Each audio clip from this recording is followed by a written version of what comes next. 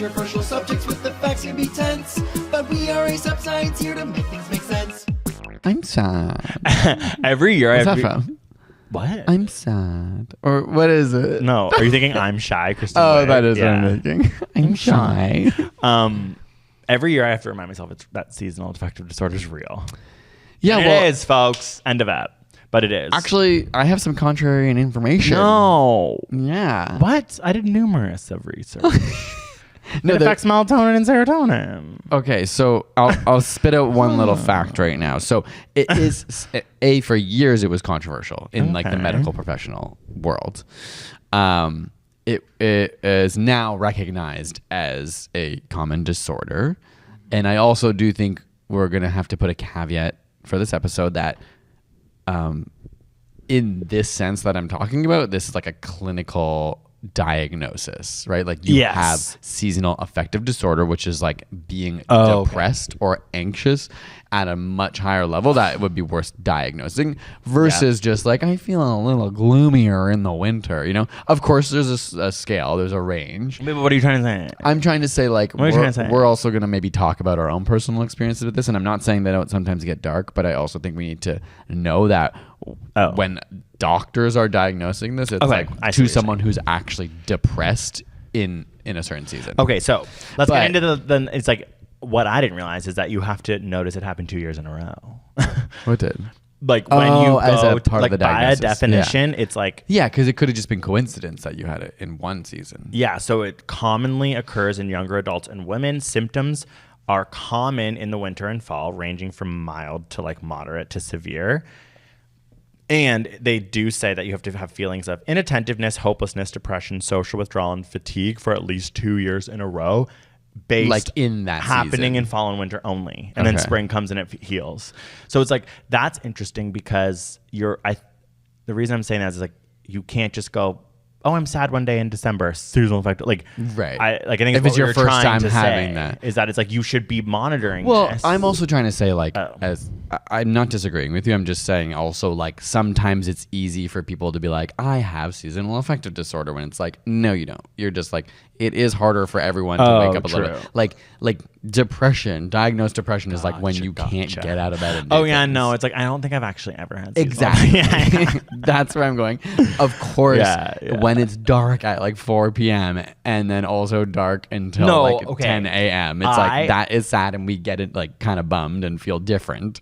But I don't know that we get like No, I deeply think that I depressed. have had seasonal affective disorder so much so that I actually have learned so many tips and tricks I'll tell you at the end of the pod. Okay. That keep me very happy in winter. But I do them because I know that if I don't, You'll feel I can remember when I was younger, I was like, holy shit. fair. And that's why I'm saying there's obviously a scale, right? Like Yeah, you yeah. don't have to be wholly depressed to be impacted by seasonal changes. And like in the winter, I'm like, Greg, you have to do this crazy shit that feels not that good in the moment, because if you don't, you will be sad. interesting. Do you know what I mean? Like that's how I approach my fall and winters.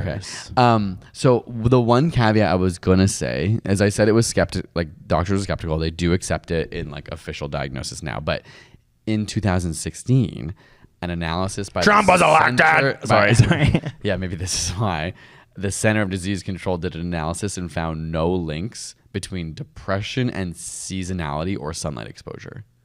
So like the rates were not linking strongly enough to see it as like a whole thing. But then I obviously have also other stats of like a lot of studies have found it. So that is just one perspective. And it's like I also find summer really depressing because that's when everyone's having fun, and when you're not having fun, you're like, oh my god. There is such a thing as spring and summer seasonal affective disorder. Sometimes I like maybe think I'm happier in winter because when I'm out like cross country skiing and jumping in the lake and doing my things, I'm like, well, I'm happier than everyone else. Whereas in the summer, I'm like, the symptoms of summer seasonal affective disorder FOMO. are usually different, but it's insomnia, decreased appetite, weight loss, agitation, and anxiety. yeah, it's so much more the buzzy ones. Yeah, I mean, I drink so much more in the summer. Yeah. I You want literally everyone's am doing so much more stuff active because we live in such a place. No, but you know? I'm so much. It's great. It's so great. What is great? The summer. yeah, like I'm just like, wait, like, but then it's like when the sun's setting at 9:30, I can't help but just be like, do you want to like literally rage? Like this is so fun. Okay, yeah. So where do we go from here? So, well, I'm like, a lot of what I was reading was like the physiology, and I'm like, it seems real. Like, so what happens, right? Yeah. That's what Well, you're okay. So melatonin, which is like a hormone that is controlled by lightness and darkness physically. Like, okay, I guess we should start with where it happens.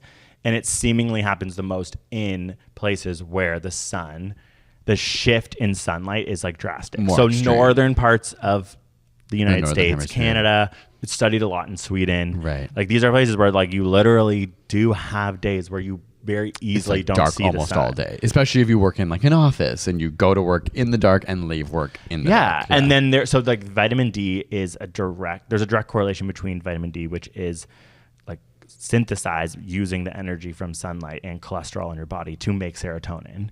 So it obviously makes sense. You're quote unquote making less serotonin. So there's like a direct physiological link that makes sense there. Sure.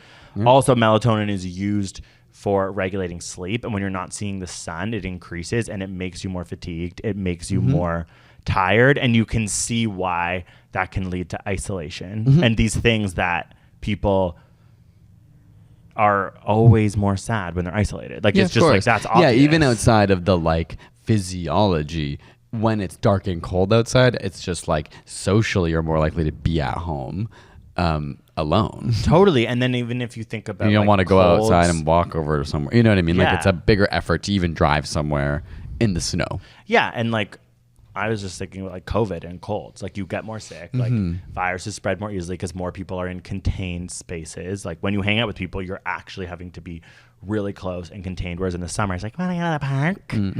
And that actually, regardless of COVID, what does have impacts. They were saying like you get sick more. Like you're just at home isolated again for a different reason. And even like, you know, when we were in university and we learned about vitamin D, I was just like, this is the coolest, most important vitamin ever. And truly, when you're locked inside and you don't get a lot of sunlight, the impact of like vitamin D on your body changes. Yeah, that's mainly when you research this. That's it. That's the physiology of it. It's like vitamin one of the D, biggest impacts, because that's the only way they can actually address it from a biochemical standpoint, and it really makes a lot of sense. Like it's really not even that deep. But Right. then obviously you're right. You can't just say you have it if you're having a bad day in the winter. But they are saying it's important to monitor yourself. And if you find 2 years in a row you're consistently like, I'm sad from December till February, you can talk to your doctor about it, because they can literally prescribe you things. There's really cool things in Sweden where they literally prescribe you like going like to the parks.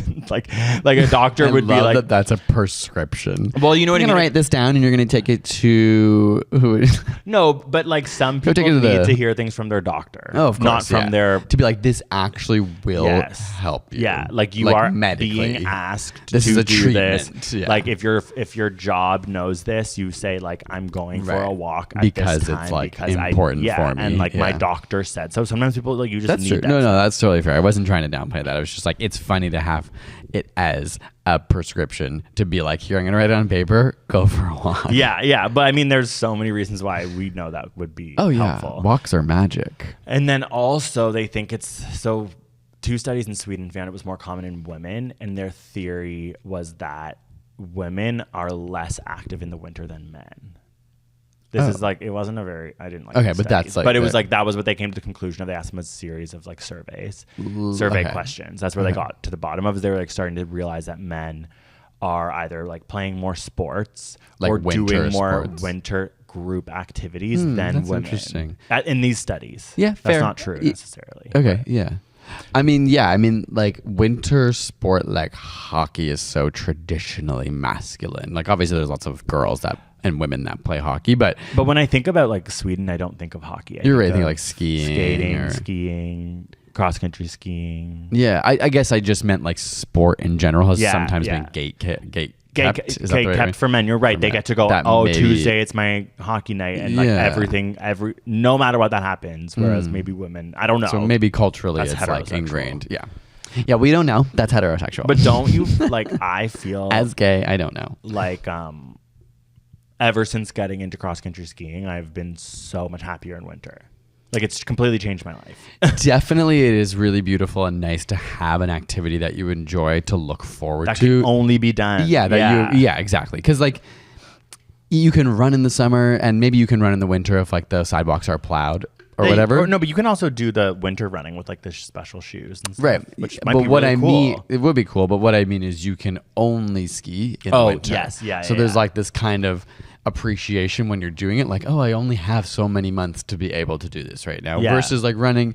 Of course, it's still, you can only run in the winter, but you might be like, oh, but I run all year or whatever. It's not like special in any way. And cross country skiing, what's so cool about it is that you, unlike downhill skiing, you have to like, I don't know, we live in Toronto, like there ain't a hill for miles, folks. Yeah, Kilometers. We're not downhill skiing. Yeah, or you can go to Anyway. like Blue Hill, like they call it Blue Mountain. It's a hill. You know what I mean? Like there's not, you can do that, but the amount of effort, the driving, all that stuff.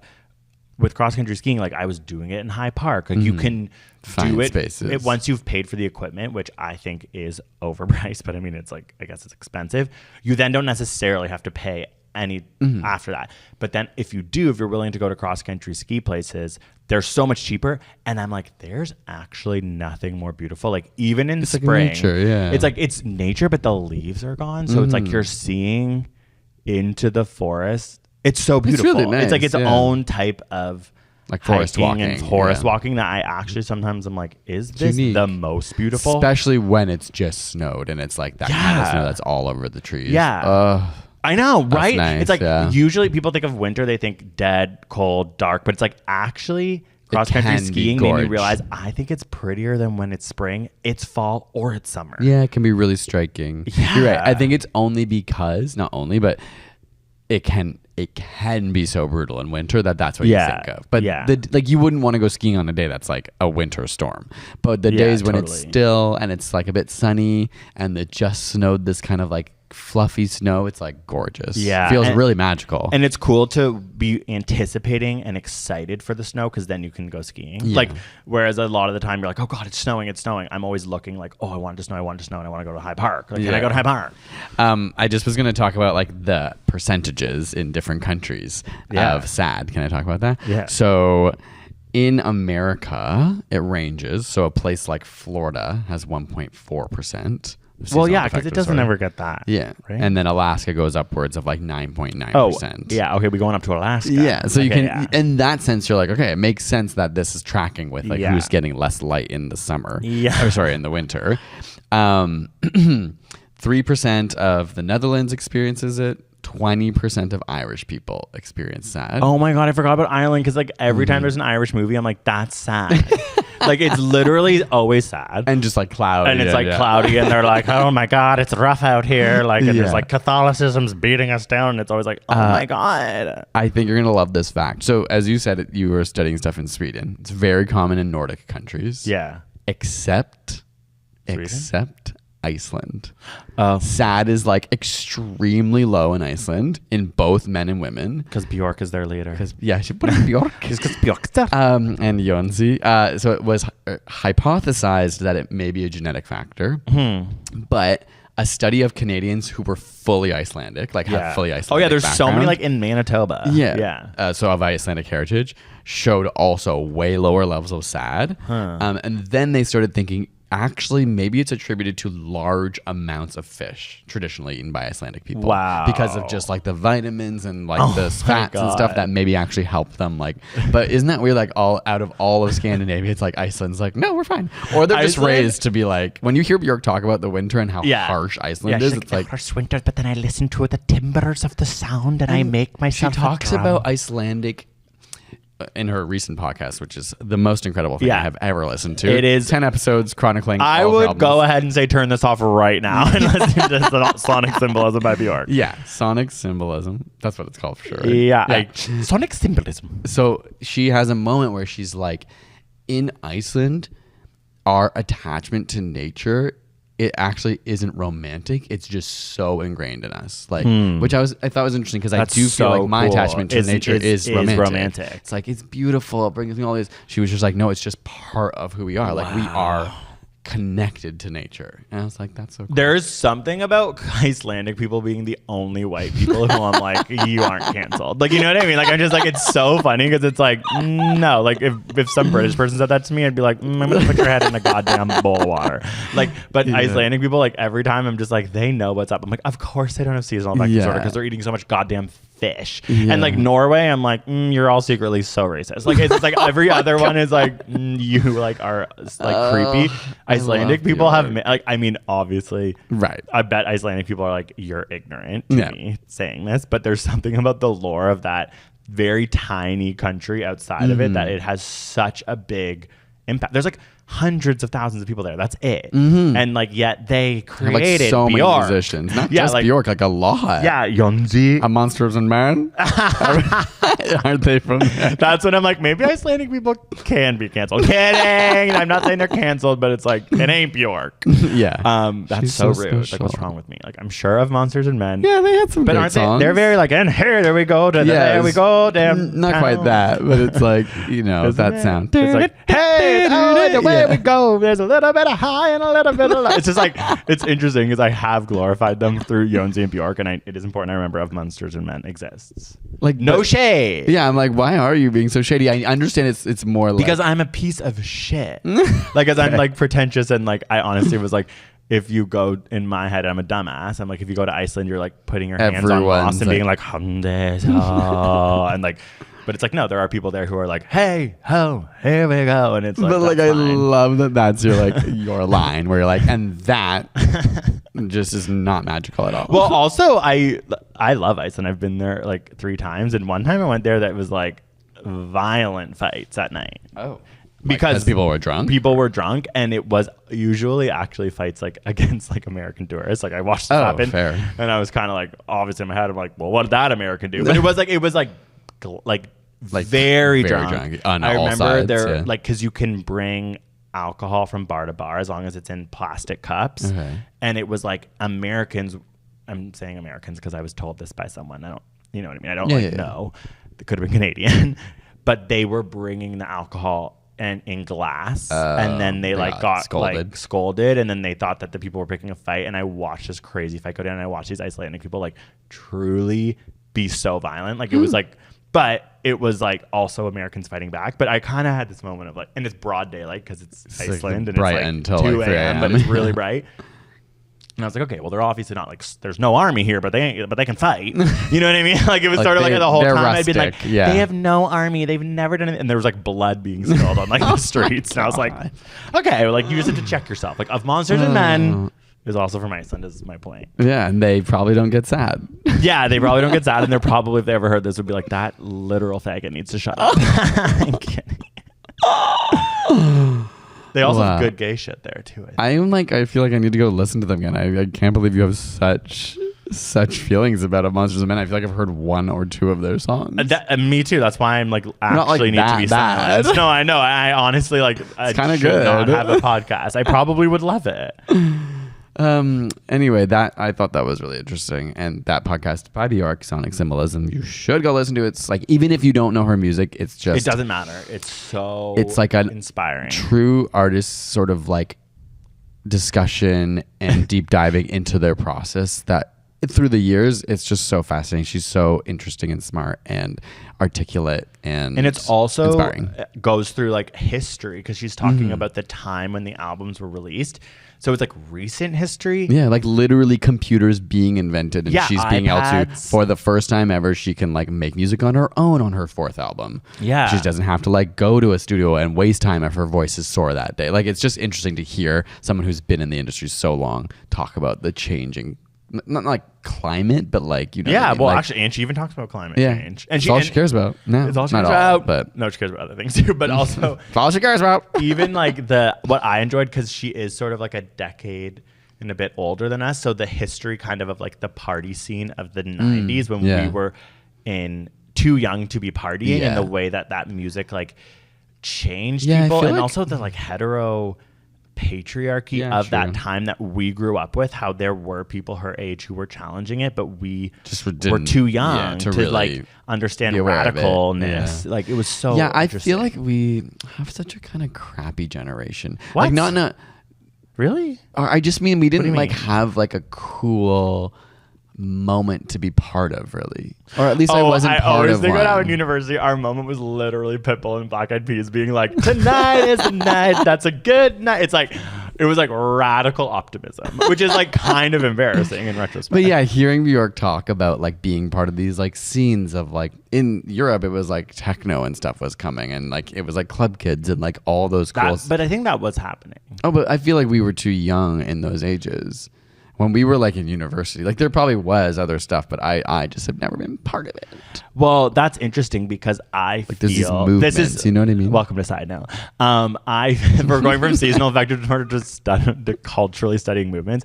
I think that you and I have both had an abrasion. Is that the word? Abrasive. Okay. Abrasive is the word. Felt abrasive towards those things In the past, and Like even what? in the future. I need to clock myself. Like those movements, like artistic movements, like even fair. collaborate. Like But what would you say they were? Like, because I mean, what I'm trying to say is, she was talking about what going to clubs in the 90s. I know, but Yeah. that's not what the 2000s are known for. Well, in there, like when So I'm wondering what were the movements that we like look back on now that stood out. Like, you know how there's like the hippie movements and there's like the punk movements. Yeah. I know these are a lot of like often related to music, but there's even like revolutionary movements and stuff that happen in all these different time periods. I'm like, we grew up in a really stable time. It felt like in a part of the world that was like pretty affluent and like comfortable in a lot of ways that I just like, I obviously am sad in one way that I wasn't part of a movement, but even looking back, I'm like, what were the movements? like that's that what I mean. Could have been. I think that like when she was, we have side noted so hard, and I hope you're listening. Seasonal affective disorder, like you just sometimes have to be interested in things and chat about them. But like I think when she was talking about the club like moment in London at the time, she was talking about literally the physicality of music. She was talking about staying out late. She wasn't talking about like a manifesto. She was talking about the way that music was being made versus America, where it was like rock. It was like electronic music. And I think that when we were growing up, there was a shift in the sound. Like even thinking about like MIA and like we were living through moments where like, I'm using MIA as an example because I remember being like, this music is so brilliant to me, and it was like becoming more digitally focused. It was talking about how we were starting to live through the social media age. Even when I think about like Kanye West and like my beautiful dark twisted fantasy, like that music is so common now, but when we heard it, if you were like in LA or like even like a black person in hip hop at the time, that would have been the movement that you were a part of, that you would have been like, this has never been able to happen for us before. We were never able to speak like this. Even the way he spoke openly about like truly like black activism and things like that. Like that was that was our generation. Yeah, I think I've said this on the pod before. It's like our movement is like we are part of the movement of people putting themselves online. Yeah. Which in totally. one way I kind of cringe about. But if I think in 50 years people will look back and be like, that was a pretty significant time where there was like a consciousness shift to like put yourself in the world. And like being gay, things. like it was like we were experiencing like radical joy for the first time. Like we weren't like, I think in the 90s it could have also been like that. She was probably talking about like queer club kids and like that is, but we still had that. Like I still felt like of course I was able to express myself openly. That's and I was true. really if you look at it that excited way, about that wouldn't have been possible like 2 decades before. And it might have been that much harder in the 90s way, that like when I was like, tonight's going to be a big good night. You're like, I'm actually just having fun as a little gay. Or even I just think of like Frank Ocean. I'm just like, that was so like, I will never forget where I was lying in grass listening to a queer like black man speak to me in a way that I was like, I just feel like that felt like maybe I'll be easier to look at it in the future. Like she's obviously looking back. I mean, in the moment, I'm just like, because that to me is like a moment. And like she's also an artist. Ocean is a moment, not a movement. You know, but he but might I be think tied if I was a musician, right, like her, she's and like, I'd heard Frank Ocean and had access to him, like she probably like, you know, that could have changed everything for them if they were like a young peer of them. Yeah. And I even think like she was talking about the way that her peers and that party group influenced her music. Right. I just wasn't an artist. I was trying to be a high school science teacher. So it's like, that's the other thing that you have to just remember. A different field. Yeah. And like you're looking for inspiration for your art. And I think that's the thing that I think about, that we, for whatever reason, I think it's like science or something. There's something about artistic collaboration and artistic groups that as a scientist, you're so devoid of understanding, because a lot of the energy is through things you can't study. It's through emotion. It's through like sometimes even just networking and like these things that you're just like, this feels like bullshit or bad. Right. Or even people who are like, you have to, It's not expressive. and I remember you used to find like artistic spaces really pretentious because you thought everyone was pretentious. But it's like, no, like, you know, Bjork would have been in 1,000 rooms with pretentious people, but that doesn't mean Bjork isn't there. But that's sometimes the rooms you have to be in to find the other yeah. people. And there are Yeah. obviously in any setting going to be people who are more or less. But I think we've had an aversion to like the cool factor that sometimes people can put on. Yeah, that's always been for me what it is Yeah. like trying, and that happens even in the space we're in now. It's like any space, like you have to, how do you see There's through? not that much cool factor in science. No, right? but I even mean online, like I just mean non-science, you're right. But we're not really in like the science, like we're science communicators, we're not like doing science. I mean like in this like influencer, like online space, which I know is cringy in itself, but there still are people who are trying to be like, who's the one who's like cool, and like Emma Chamberlain. yeah, or I don't even mean her, but there's always these she levels of is. like,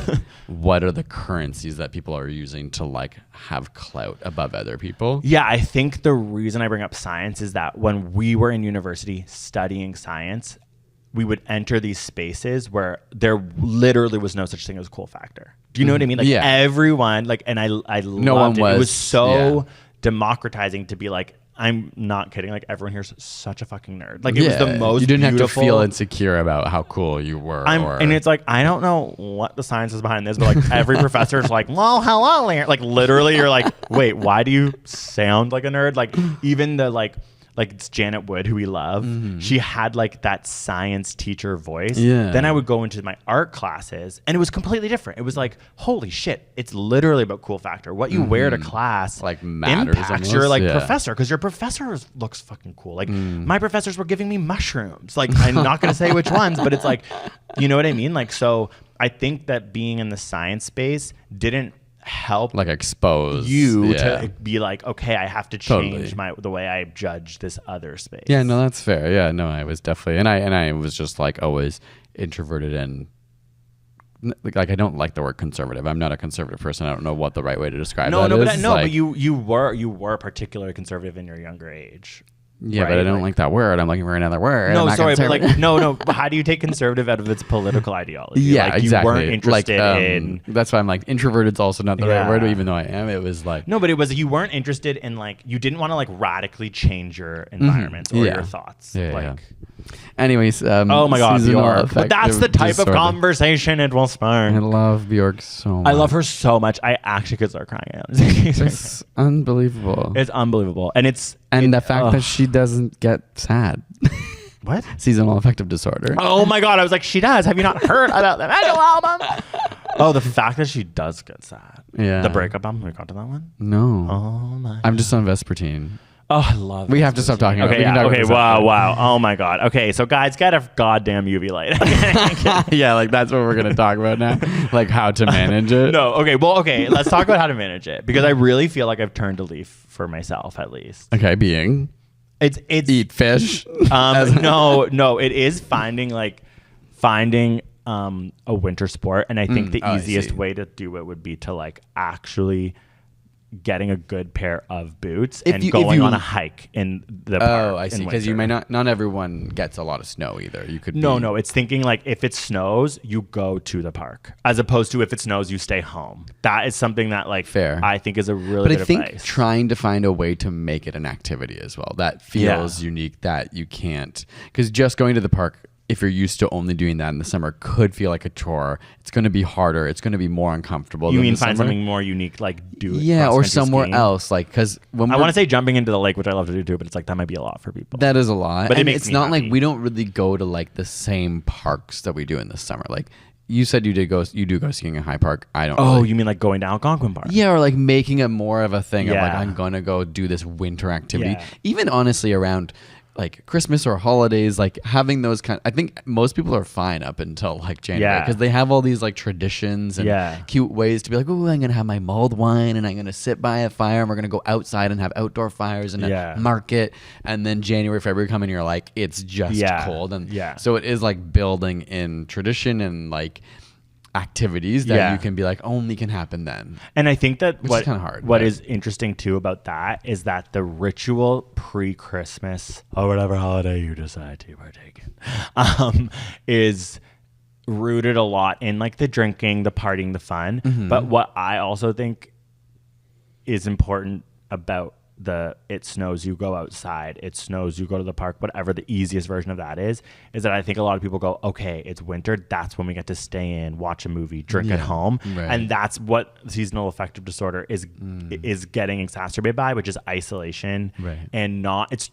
like some of these studies saying not physical activity. Oh So yeah, it's like that was one of the biggest ones on the management is like physical activity as helps outside of seasonal affective disorder as well as like has been a really useful tool like that doctors and medical professionals can literally what do you say, prescribe as well. Yeah, exactly. As So, like a highly useful treatment towards seasonal affective disorder. and I think that's when it becomes a challenge, and what I've turned a new leaf on is being like, it isn't going to be something you're going to want to do, but you're going to feel the benefits later, which is obviously like the hardest thing for humans. Like it's like that's what climate change is. We don't want to deal with it because it doesn't feel good at first. Yeah, but then the like after effect, the long term is better for you. It's like I kind of are. That's why it's got to come down to habits for individuals. I'm not talking about climate change. I'm talking about this. It's like you can never overcome your desire to not go to the gym and stay at home. Yeah. Until you build a habit of doing it so much out of that you don't dislike have to think about that it, now you don't think about it, and actually now it feels good. Yeah. And now when you don't go, you feel worse. And also, it might be nice to just know that seasonal affective disorder happens. Like I remember when I thought it was bad and I wasn't cross country skiing, and I would just be like, just awareness, just being like, okay, I have to know. Like it's February, I'm allowed to be sad, and like spring will can come, just help to know, and like things will get better. I think is also obviously light therapy comes up a lot, right? Like there is evidence to show that having like sometimes in like studies they're actually using like these box lights that actually are really bright, but you can buy we have one at home that we never use. I know the adherence to it is low. That's the biggest complaint, that you're supposed to sit in front of it for like half an hour to an hour. And in my head, I'm like, I'd rather go outside and hike that day, and get my vitamin D than just through sit my here face and in hands. front of us. Yeah. But something I hadn't heard about before that I came across is something called dawn simulations that are more successful than lights. And basically what it does is like for half an hour to 2 hours, like in the morning before you even wake up, it's like systems of like, obviously this is a type of investment. I don't know if it's just in studies or if you can buy things for this, but it was like, having lights gradually get brighter over time to make it seem like a sun's rising, and having alarms coordinated in a way that like slowly get you up in a way that. It's like that. If you go to a gorgeous Swedish hotel, you know what that used to happen on the Big Brother house. They did that. Wow. Or if you go to the gorgeous Big Brother house, they would like in the morning. It would be like 10 or 15 minutes of the lights like slowly getting brighter. That's pretty cool. Yeah, Wait. and then but then a voice would go. Good morning, house guests. Time to wake up, and it would just like shock you out of bed. It was also awful. It's like you probably had seasonal affective disorder when you were in that house. We couldn't touch the sun but twice a week. Yeah. Oh my god. On the American one, they have a backyard, and it's in the summer, so they actually get real sun. But on the Canadian one, it's like 2 days out of the week you can go into the backyard, and it's in the middle of winter. I mean, they probably want you to be depressed and anxious in that show, right? Probably. Helpful. Okay, well, we hope you're coping. Yeah. Get outside. Yes. Do your best, and just know that it is real. Thanks for listening, and we'll chat to you soon. Awesome.